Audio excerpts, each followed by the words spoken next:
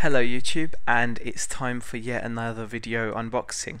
I'm actually really excited about this one because it's something I've been wanting to just try out to see whether it's important for me or not, and that is trying out an ambidextrous mouse. So I have picked up the Razer Taipan Expert Ambidextrous gaming mouse from Razer, and I'm really looking forward to seeing how it compares for me in terms of comfort, etc. To the Razer DeathAdder 2013, which is my current favourite mouse. I'm using it a lot for playing FPS games, and it's doing wonders for my performance in that. Definitely gotten better at it, but I just have a feeling that the Taipan might edge it for me, but that's just me being excited. So without too much more, let's get into the specs of the mouse and then into the unboxing. First of all, on the front of the box you get obviously a lovely picture of the Taipan, and again, as usual, you get the three major points that Razer want you to know about the mouse, and those are, in this case, that it has an 8200 DPI 4G dual sensor system. In comparison to the DeathAdder 2013, that has a 6400 DPI 4G system, and I think that's just a single sensor. This is a dual sensor system. It has improved ambidextrous ergonomics, so obviously the shape of the mouse, you can see, is a lot more uniform on both sides. It's kind of like a symmetrical shape on both sides, so that it will be designed to be as comfortable for a right-hander or a left-hander. Then at the bottom you can see it's Razer Synapse 2.0 enabled, so that's obviously a feature of their current generation of peripherals, that it will work nicely with the with their latest software suite. So let's have a look on the side, and again on this side here it's showing us that a few little pictures there to further illustrate those points on the front of the box. So the 8200 DPI 4G dual sensor system, and it just gives you a little bit of blurb about it, saying that introducing the all new 8200 DPI 4G dual sensor system, outlined with a laser and an outfitted with a laser and an optical sensor to accurately calibrate the mouse to any surface for exceptional pinpoint tracking. And then at the below that it tells you about its improved ambidextrous ergonomics and the Razer Synapse 2.0 capability, that this is ready for that.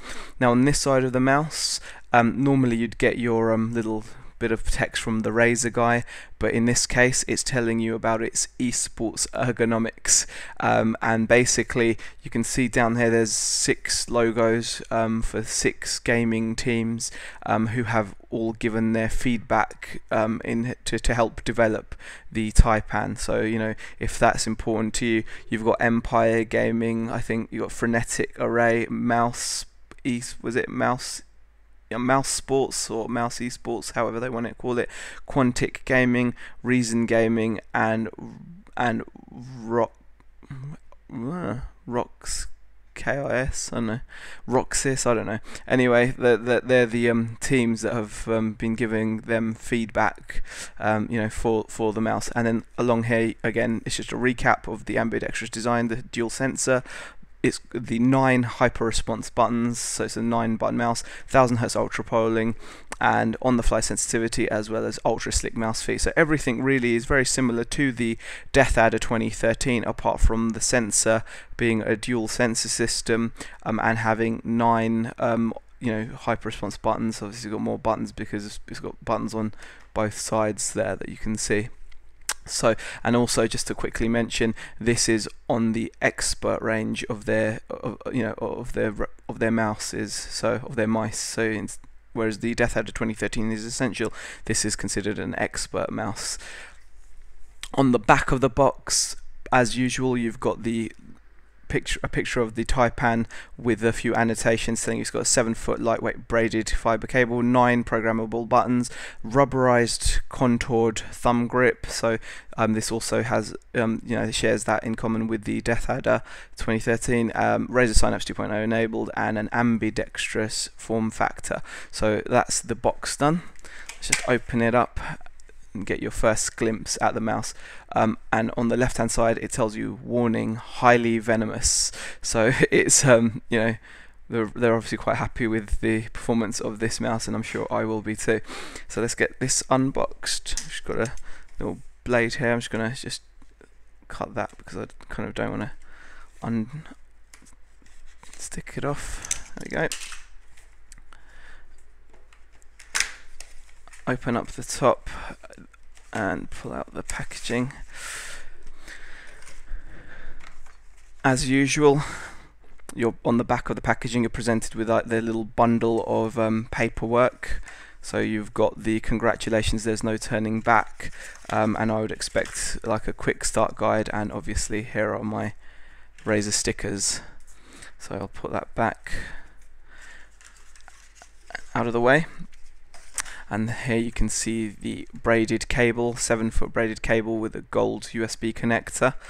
And I'm just gonna pop that out and get the mouse out. There we go.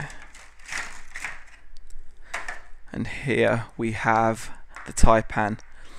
Now that for me looks amazing. That is one hell of an awesome looking mouse. I'll see if I can just bring the camera down a bit so you can get a slightly better look at it. Make sure you're in frame. That for me just looks amazing. It's just such a stylish bit of kit, that is. It has a similar feel in texture on the top to the Death Adder, so that's the same. Obviously you can see the differences in shape. What I like about it is as big as the Death Adder. It's not a small mouse, even though it's not quite as, you know, from the side profile you can see it's a much kind of it's not as deep a mouse. It's not, the height isn't as high, sorry, the height isn't as much as the Death Adder 2013.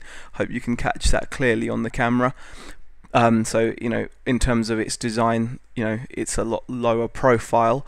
However, the length is there, and I think the length of the mouse is important, because I'm personally not one for smaller sized mice there. So for me that's really important.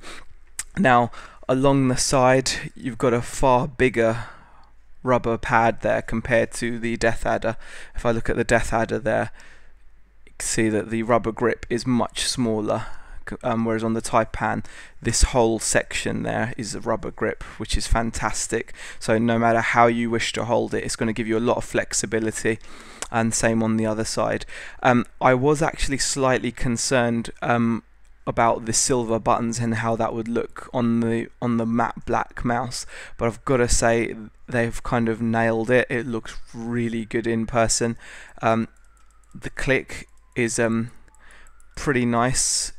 Feels solid on both sides, and they're positioned in such a way that you're not going to accidentally press them, which is really good. So if I actually put this down and I grip it, there's almost like a little bridge, like a little lip. You can definitely feel it with your thumb, so you're not going to by accidentally press those two buttons, you know, on either side. Actually, I mean, I might, no, even on the, I'm obviously right-handed. Even with that finger there that's on the right-hand side of the mouse, it's gripped firmly on the rubber grip, and I'm not going to by accidentally press it unless, you know, I'm not going to press that button unless I really want to press it. So I'm not worried about that. That is actually really good. It does, I think, favour more of a pincer kind of a grip. I think it does favour that. So, you know, this is definitely much better in terms of for your standard right-handed grip, but you can see this is definitely going to favour more of a pincer grip on the Taipan, but it's still really good. It feels really good, and the size is good. So I'm just going to get this plugged in, and we can take a look at how it looks when it's all lit up. And there you can see, really nice. The LED on the scroll wheel looks awesome, and obviously the rest of the lighting is pretty standard. You know, the pulsing Razer logo there. I will be very interested to see how I get on with it, because I actually love the aesthetic of the mouse. I'm being honest with you guys, I'm not 100% certain that I will be keeping this over the Death Adder at all, because this is an ambidextrous mouse. It's just something I wanted to try out, and so obviously I'll be giving it a good try out. And what I will do is I'll put up like a month, after about a month's usage, I'll put up like a review of the actual product. This is more of an unboxing with my initial impressions of the actual hardware, and I've got to say the hardware is really good. I just have to see whether I'm going to be happy with the actual grip, because I think it does favour a pincer grip, and with my thumb and my middle to last finger there is just I'm not sure if I'll get on with that 100%, but I will let you guys know my final thoughts after I have used it. Well, thanks for watching the video, guys. I hope you liked it. If you did like it, please leave a thumbs up and comment and subscribe. It all helps. And also, if you've got constructive criticism or just plain negative feedback, I also like to hear that. I'm all ears, so please comment, subscribe, and like as appropriate. So thanks for watching, and I'll see you guys next time.